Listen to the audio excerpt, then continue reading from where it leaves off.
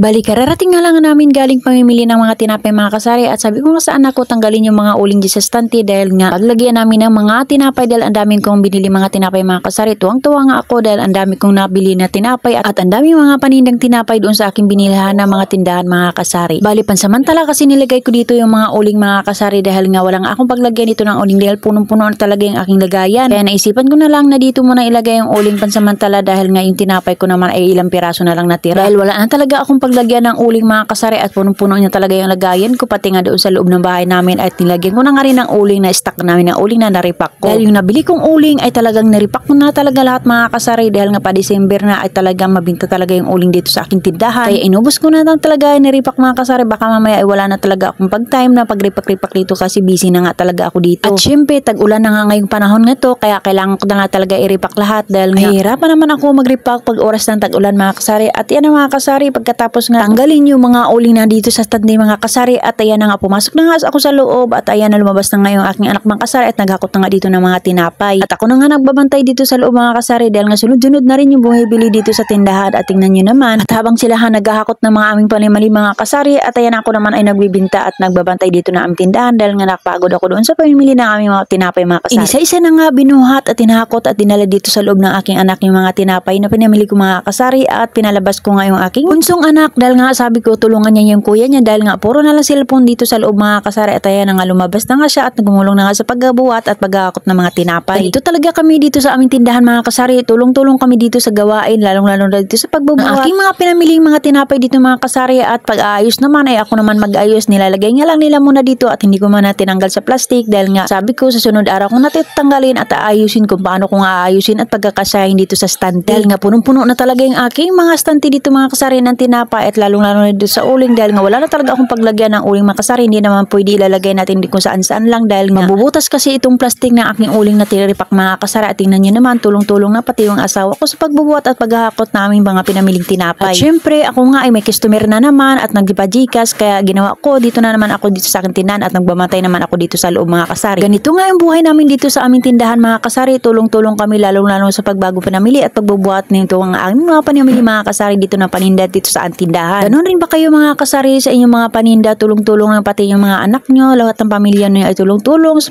pagbubuhat ng inyong mga pinamili at lalong-lalo na dito pagbago kayo nakarating at bagong pinamili mga kasari dahil nga minsan ay galing ka na, pagod ka na sa pamimili mga kasari, syempre papasok ko na lang sa loob, magpapahinga at syempre nagbabantay pa rin ng tindahan pero yung mga asawa at anak mo ay talagang tutulong sa pag-aayos at pagligligpit at pagbubuhat ng mga pinamili. May mga kasari lalong-lalo pag wala talagang pasok dito ay talagang tumutulong talaga yung mga anak ko dito sa pagbubuhat mga kasari. At yun lang mga kasari, maraming salamat sa panonood, hanggang bukas muli.